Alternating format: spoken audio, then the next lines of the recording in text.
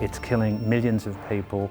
It's disabling millions of people. It's the biggest epidemic the world has ever seen. I wouldn't want to have a child and then be gone before they're 15, before they're 20.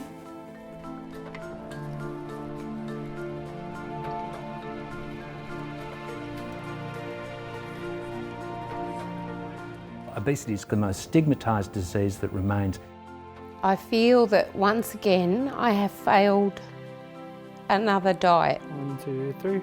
I am 100% anti-diet. I eat what I want when I want, and I eat to satisfy and feel good.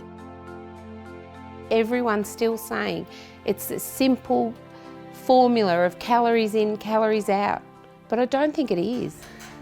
Governments just see it as a problem of lazy people who eat too much and don't do enough exercise, and that's just not the truth.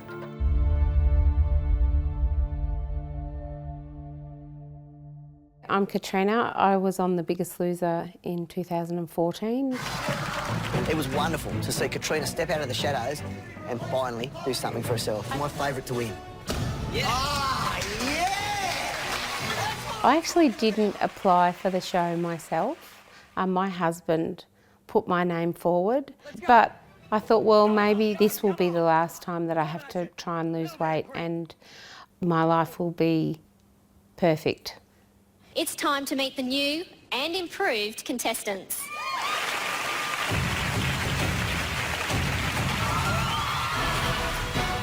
Katrina, on day one of the competition, you weighed 131.1 kilos. Your current weight is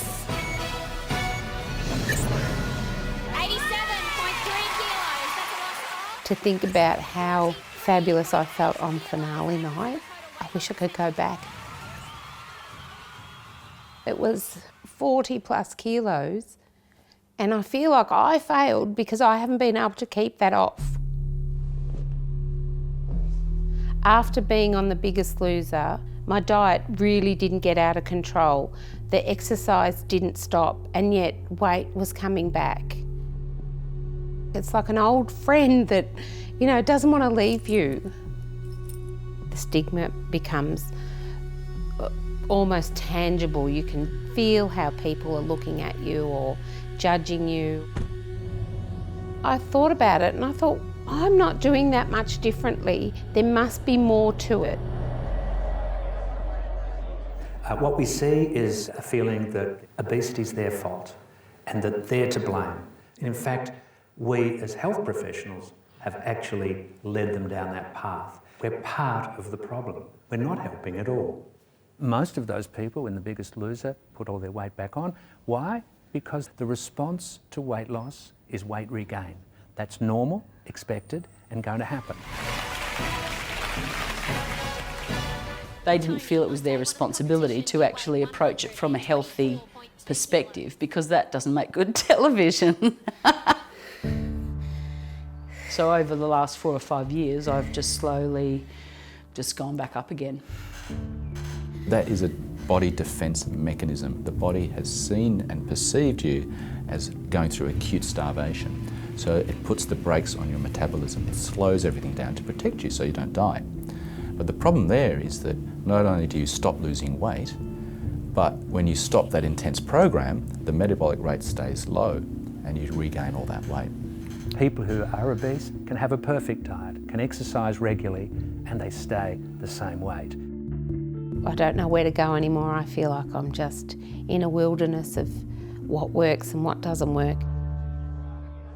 Your weight and how it's going to change throughout life is set in the first 1,000 days after conception. We've got no right, with our current knowledge, to blame anyone who has a weight problem. It's what happened to some extent in the genes they were given and how they were programmed for the first 1,000 days of life. That first 1,000 days is critical to what you're going to do given that you're in our environment in Australia today. We are in an environment that we call obesogenic. It's designed to make us obese given that our biology was never meant to be in a land of plenty. It is extremely difficult to lose weight and you need something significant to break that cycle. My name's Amy. I just turned 30, and for my 30th birthday, I purchased a vertical sleeve gastrectomy. A vertical sleeve gastrectomy is where they remove between 75 and 80% of your stomach. I am 6 days out as of today. I got this tattoo on my 30th birthday, and it's my farewell to all the things I loved. Because I know going forward I'm probably not going to be able to have them as much as I used to, but they're always going to be in my heart.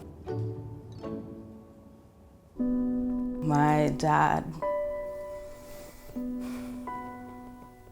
yeah, he was morbidly obese, and I remember he was in hospital, I think, for 9 months when I was in year 6. After that, he was around for about another 2 years. And people say I'm a splitting image of him. So, yeah. As I was approaching 30, just thinking that I'd already lived half my life, I just wasn't ready to face that.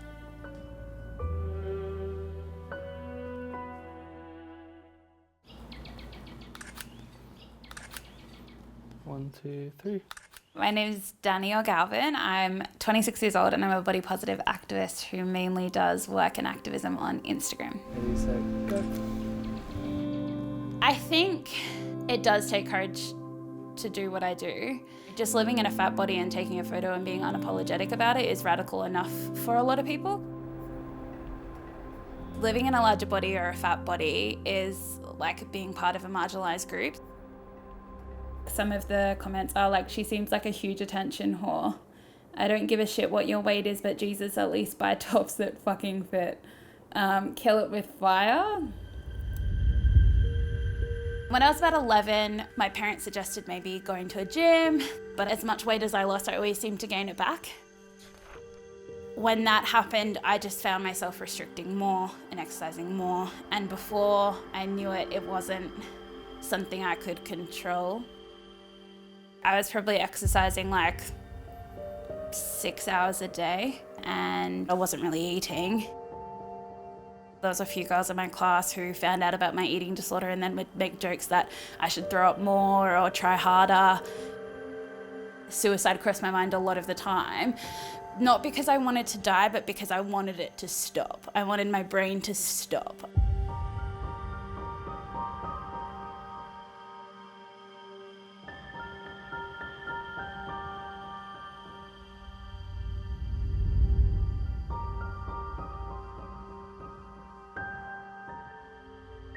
After recovering from my eating disorder, I slowly came to terms with the fact that perhaps if I wanted to be happy and I wanted to have a fulfilling life, I would perhaps be a fat person.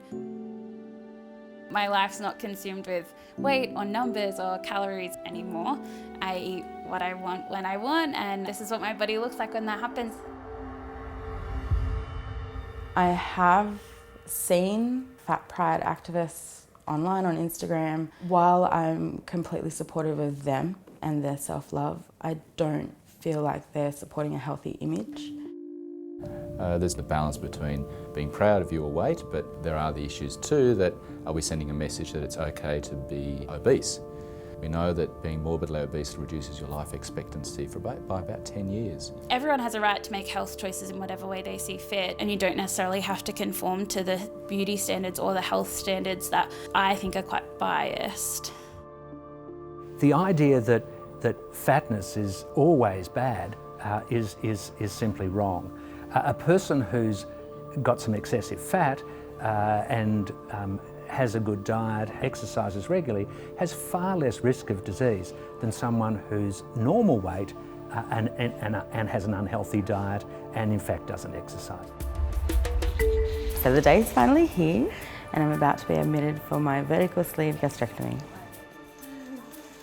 I'm recently married and I want to be around for him. Physically, I've always just loved her the way she is, but like it's gonna mean sort of a fresh start for her health. I'm a little bit nervous. Nice big breaths. And see you when you wake up, Amelia. The patient's left behind with a very small stomach capacity, about the size of a small banana. There is also a very strong chemical effect from the operation where the hunger hormones are reduced, and that's the great sort of secret weapon of the surgery. When we look at lifestyle interventions, diet, exercise, 1 to 4% of weight loss is common.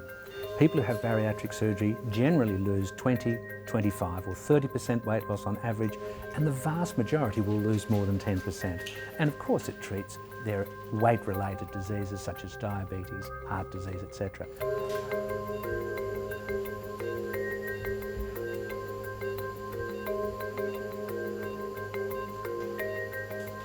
We have this incredible inequity, and while it's the best treatment, it's just not utilised by the lower socioeconomic half of our community that really can't afford to have it. Weight loss surgery is seen as the easy way out, and even, interestingly, a lot of medical colleagues still have that opinion. It's part of the discrimination, stigmatisation against obesity. Well done, Amelia. It's all finished, okay? A year from now, I'm hoping to, do a blood test and let them tell me, oh, your cholesterol's come down heaps and you're not on that cusp of life-ending disease. The weight loss is a bonus.